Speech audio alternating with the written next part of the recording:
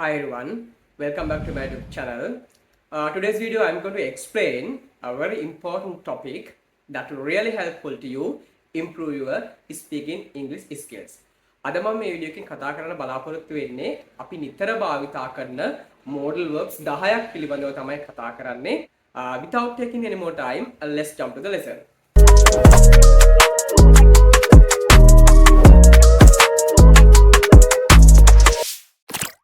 අපි කතා කරන modal verbs 10 වෙන්නේ can කියන modal verbs එක, could, should, must, may, might, have to, has to, had to, will have to.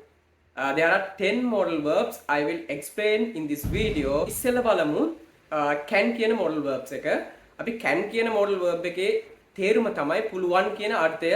එතකොට මේ පුළුවන් කියන අර්ථය නිරූපණය කරන්න ප්‍රකාශ කරන්න අපි වාක්‍ය රටාව වෙන්නේ subject can verb base form. එතකොට මේ කතා කරන modal verbs 10ෙම verb එක අපි තියන්න ඕන අනිවාර්යයෙන්ම base form එකෙන් තියන්න ඕන. නැත්නම් අපි කියන present form එකෙන් දිවුවා නම් හරි. දැන් අපි ගමු examples ගමු. I can speak English. මට පුළුවන් ඉංග්‍රීසි කතා කරන්න. I can speak English. They can win the match. ඔවුන්ට පුළුවන් තරගය ජයග්‍රහණය කරන්න. They can win the match. Mother can cook rice. අම්මට බත් උයන්න පුළුවන්. Father can drive the car very well. Father can drive the car very well. තාත්තට පුළුවන් කාර් එක හොඳින් drive කරන්න. හොඳින් පදවන් යන්න. ඒක තමයි can කියන එකේ අදහස. එතකොට අපි මේ can කියන එකේ negative form එක අපි ගන්නත් පුළුවන්. can කියන එකේ negative form එක can't කියන එක නැත්නම් cannot කියන එක. අපි අර විදියමයි වාක්‍ය රටාව නිරූපණය වෙන්නේ. subject එක තියලා cannot කියන cannot තියලා අපි verb එක තියනවා base form එකෙන් සහ ඊට පස්සේ අපි ඉදිරිය තියනවා. එතකොට I can't write the exam. මට විභාගය ලියන්න බෑ. අන්න ඒ වගේ අදහසක් තියෙන්නේ. I can't drive a car well. මට කාර් එක drive කරන්න බෑ හොඳට. එතනවා can භාවිතය සහ cannot නැත්නම් can't භාවිතය ඔයාලට පැහැදිලිව තේරෙන්නේ නැති කියලා. අපි යන් දෙවනි modal verb එකට. දෙවනි modal verb එක තමයි could කියන එක. could කියන එකේ අර්ථය වෙන්නේ පුළුවන් වුණා. ඒ කියන්නේ can කියන modal verb එකේ අතීතය තමයි අපි could කියලා කියන්නේ. ඒ අතීතයේ වුණාට අතීතෙන් තිබ්බත් අපි verb එක අනිවාර්යයෙන්ම තියන්න ඕන base form එකෙන්. එහෙම නැත්නම් present form එකෙන්. දැන් වාක්‍ය රටාව වෙන්නේ දැන් could කියන එකේ meaning එක පුළුවන් වුණා. එතකොට වාක්‍ය රටාව වෙන්නේ subject, could, verb base form and the rest. ඒක තමයි වාක්‍ය රටාව වෙන්නේ. දැන් උදාහරණයක් විතර මේ විදිහට ගමු. I could pass the exam. මට පුළුවන් වුණා විභාගය සමත් වෙන්න. They could win the match yesterday. ඔවුන්ට පුළුවන් වුණා ඊයේ මැච් එක ජයග්‍රහණය කරන්න. The president could develop the country. ජනාධිපතිට පුළුවන් වුණා රට සංවර්ධනය කරන්න. මේක තමයි could කියන එකේ අදහස වෙන්නේ වාක්‍ය ගොඩනගන්නේ මේ විදියට. මේ වීඩියෝ එකට අලුත් කෙනෙක් නම් වීඩියෝ එක like කරලා, share කරලා, subscribe කරලා මගේ channel එකට join වෙන්න පුළුවන්. කියන එකේ negative form එකක් ගන්න පුළුවන්. බැරි වුණා කියන අදහස could not කියන එක අර can එක වගේම තමයි. can එකේ අපි negative form එක can't කිව්වා. මේ could කියන එකේ අපි කියනවා could not කියලා නැත්නම් couldn't කියලාත් අපි කෙටි කරලා කියනවා. I couldn't win the match. මට තරගය ජයග්‍රහණය කරගන්න බැරි වුණා. නැත්නම් මට තරගය ජයග්‍රහණය කරගන්න බැරි වුණා. I couldn't pass the examination well. මට බැරි වුණා exam එක සමත් කරගන්න හොඳට. හිතනවා could භාවිතය සහ could not භාවිතය ඔයාලට පැහැදිලි වෙන්නේ නැති කියලා. ඊළඟට අපි යනවා should කියන modal verb එකට. should කියන්නේ modal verb එකේ තේරුම වෙන්නේ යුතුයි කියන අදහස. සාමාන්‍යයෙන් අපි advice එකක් දෙද්දී අපි ඒ should කියන එක use කරනවා නැත්නම් අපි ඕනේ කියන අදහසටත් මෙන්න මේ should කියන modal verb එක use කරනවා. දැන් අපි වාක්‍ය රටාව ගත්තොත් කොහොමද හැදෙන්නේ කියලා අර විදියම තමයි subject should verb එක base form rest. එතකොට මේකේ අදහස වෙන්නේ ඕනේ කියන අදහස නැත්නම් යුතුය කියන අදහස තමයි අපි should කියන එකෙන් නිරූපණය කරන්නේ. අපි බලමු example. I should go to the market. I should go to the market. මම මාකට් එකට යා යුතුයි. You should pass the examination. ඔයා විභාගය සමත් විය යුතුයි. You should study very well. ඔයා හොඳින් පාඩම් කළ යුතුයි. You should study very well. We should change the system.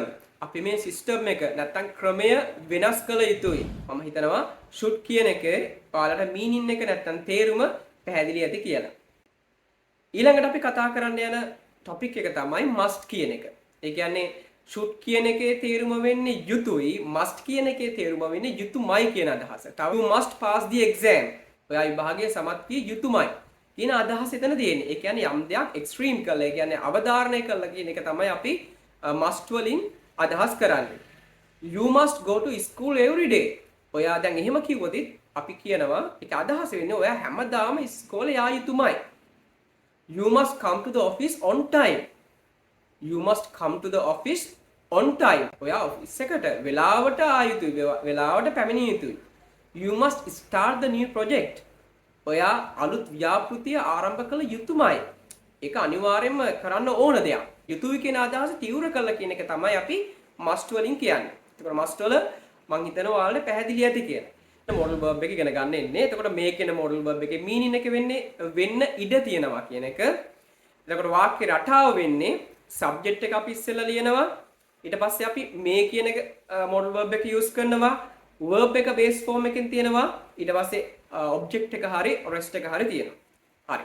ඕක තමයි වාක්‍ය රටාව වෙන්නේ. අපි ඔහු අපේ ගෙදර එන්න ඉඩ තියෙනවා. ඔහු අපේ ගෙදර එන්න ඉඩ තියෙනවා. He may come our home today. ඔහු අපේ ගෙදර අද එන්න ඉඩ තියෙනවා. අන්න ඉඩ තියෙනවා කියන අදහසට අපි මේ use කරා. ඊට පස්සේ අපි මේ වගේ අද වහින්න ඉඩ තියෙනවා. එතකොට subject එකක් නැති හින්දා අපි it කියන it කියලා අපි යොදනවා ඉස්සරහට. It may rain today. අද වහින්න ඉඩ තියෙනවා. It may rain today. ජනාධිපති පාර්ලිමේන්තුව විසුරුවා හරින්න ඉඩ තියෙනවා. The president may dissolve the parliament today. ජනාධිපති අද පාර්ලිමේන්තුව විසුරුවා හරින්න ඉඩ තියෙනවා. The president may dissolve the parliament today. අන්න ඒ වගේ example එකක්. ඇය මට බනින්න ඉඩ තියෙනවා. She may scold to me. ඇය මට බනින්න ඉඩ තියෙනවා. She may scold to me. ඊට පස්සේ අපි යනවා ඊළඟ modal verb එකට might කියන modal verb එක. might දැන් මේ කියන modal verb එකේ අපි කිව්වා වෙන්න ඉඩ තියෙනවා කියන එක. දැන් මේ might කියන එකේ තියෙනවා වෙන්නත් ඉඩ තියෙනවා කියන එක. ඒ කියන්නේ මේක වෙන්නේ නැති පැත්තට තමයි ගොඩක් බර. මේ කියන එක ගත්තොත් ඉඩ තියෙනවා කියන අදහස තියෙන්නේ වෙන්න ඉඩ තියෙනවා කියන එක. මේක වෙන්නත් ඉඩ තියෙනවා. හැබැයි ඒක නෙගටිව් පැත්තට බරයි. ඒ කියන්නේ වෙන්නේ නැති පැත්තට තමයි බර ගොඩක්. දැන් එක්සැම්පල් එකක් විදිහට ගත්තොත් he might come today. ඔහු අද එන්නත් ඉඩ තියෙනවා. ඒ කියන්නේ නොවන පැත්තට තමයි වඩා බර. She might scold to me. She might scold to me. ඇය මට බනින්නත් ඉඩ තියෙනවා. ඒ කියන්නේ බනින්න නැති පැත්තට තමයි බර. බනින්න නැති වෙන්න පුළුවන් කියන අදහස තමයි එතන තියෙන්නේ. She might leave the country. She might leave the country. ඇය රට හැර යන්න ඉඩ තියෙනවා. රට හැර යන්න ඉඩ තියෙනවා. නමුත් හැර නොවන පැත්තට තමයි බර. modal verbs දෙක තමයි have to has to කියන modal verbs දෙක. එතකොට මේ have to has to modal verb දෙකට subject එකේ singular plural division එක බලපානවා. has to use කරනවා අපි singular subject එක he she it වගේ singular subject එක use කරනවා. have to use කරනවා අපි plural subjects වලට we you they I we you they වගේ plural subject වලට අපි have to use කරනවා. හරි අපි බලමු කොහොමද මෙන්න මේ have to has to කියන modal verbs දෙක වාක්‍ය භාවිතා වෙන්නේ example එකකින් තේරුම් ගමු. අට සිද්ධ වෙනවා ලියුමක් ලියන්න. I have to write the letter. මට සිද්ධ වෙනවා ලියුමක් ලියන්න. I have to write the letter. මට සිද්ධ වෙනවා මේ ප්‍රශ්නය විසඳන්න. I have to solve this problem. I have to solve this problem. ඔවුන්ට සිද්ධ වෙනවා මේ ව්‍යාපෘතිය පටන් ගන්න. They have to start this project. They have to start this project. ඇයට සිද්ධ වෙනවා රැකියාවක් සොයා ගන්න. She has to find a job. She has to find a job. ඇයට සිද්ධ වෙනවා රැකියාවක් සොයා ගන්න. තව එක්සැම්පල් එකක් ගමු. අපිට සිද්ධ වෙනවා වගා කරන්න. We have to cultivate. අපිට සිද්ධ වෙනවා we වගා කරන්න. We have to cultivate the paddy. අපිට සිද්ධ වෙනවා we වගා කරන්න මේ කන්නේ. We have to cultivate the paddy in this season. We have to cultivate the paddy in this season. අනේ වගේ අපි සිද්ධ වෙනවා කියන අදහස නිරූපණය කරන්න තමයි අපි මෙන්න මේ have to has to කියන modal verbs දෙක භාවිතා කරලා to be practice these modal verbs to be improve your English knowledge well. එතකොට අපි කතා කරා have to කතා කරා has to කතා කරා. අපි ඊළඟට එනවා ඊළඟ modal verb එකට had to කියන modal verb එක. had to කියන modal verb එකේ meaning එක තමයි අපි කලින්ම have to has to කියන එකේ අදහස උනේ සිද්ධ වෙනවා කියන එක. මේ had to කියන modal verb එකේ අදහස තමයි සිද්ධ වුණා කියන එක. ඒ කියන්නේ අතීතේ. අතීතයේ යමක් සිද්ධ වුණා කියන දේ ප්‍රකාශ කරන්න තමයි මෙන්න මේ had to කියන modal verb එක use කරන්නේ. මේ විදිහට ගමු අපි. They had to solve the problem. They had to solve the problem. ඔවුන්ට සිද්ධ වුණා ඒ ප්‍රශ්න විසඳන්න. They had to solve the problem. She had to write the letter to him. ඇයට සිද්ධ වුණා ඔහුට ලියුමක් ලියන්න. ඇයට සිද්ධ වුණා ලියුමක් ලියන්න ඔහුට.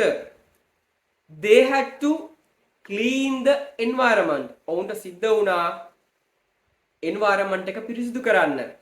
President had to dissolve the parliament. President සිද්ධ වුණා පාර්ලිමේන්තුව විසිරවා හරින්න. අන්නේ වගේ සිද්ධ වුණා කියන අදහස නිරූපණය කරන්න තමයි අපි මෙන්න මේ had to කියන modal verb එක use කරන්නේ වාක්‍යෙදී. අපි කතා කරා have to has to කියන එක. ඒකේ අදහස වෙන්නේ සිද්ධ වෙනවා කියන එක.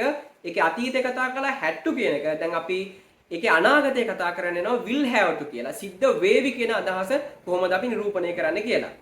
අර විදියම තමයි වාක්‍ය රටාවේ වෙනසක් නැහැ. subject එක තියෙනවා, will have to තියෙනවා, verb එක base form එකෙන් තියෙනවා, ඉදිරිය තියෙනවා. දැන් අපි example එකකින් එක අවබෝධ කරගමු. ඔවුන්ට සිද්ධ වේවි තරගය ජයග්‍රහණය කරන්න. They will have to win the competition. තව උදාහරණයක් ගමු. They will have to build a new house. They will have to build a new house. ඔවුන්ට සිද්ධ වේවි නව නිවසක් ඉදි කරන්න. ඔවුන්ට සිද්ධ වේවි නව නිවසක් ඉදි කරන්න. අපි තව example එකක් ගමු. You will have to change your mind. You will have to change your mind. ඔයාට සිද්ධ වේවි ඔයාගේ mind එක නැත්තම් මනස change කරගන්න. ඔයාගේ මනස change කරගන්න. You will have to find a new job. ඊළඟ තව එකක් ගමු අපි. You will have to find a new job. ඔයාට සිද්ධ වේවි අලුත් රැකියාවක් සොයා ගන්න. මම හිතනවා will have to අපි කොහොමද වාක්‍යයක යෙදෙන කියන එක ඔයාලට තේරෙන්නේ නැති කියලා. මේ වීඩියෝ එකේ අපි කතා කරා modal verbs 10ක් කතා කරා, can ගැන කතා කරා, ඊට පස්සේ අපි could ගැන කතා කරා, should ගැන කතා කරා, must ගැන කතා කරා, may ගැන කතා කරා, might ගැන කතා කරා, have to කතා කරා, has to, had to and will have. මම හිතනවා මේ modal verbs 10 ඔයාලට පැහැදිලි ඇති කියලා. මේ වාක්‍ය රටා ටික පැහැදිලි ඇති කියලා. ඊටමත් ලේසි වාක්‍ය රටා ටිකක් තියෙන්නේ මතක තියාගන්න ඕන. Keep in mind practice is a very important thing to be improve your speaking English skills. Subscribe my channel and click the bell icon to be notified when I'm uploading the new videos to you. Remember that like, share and comment.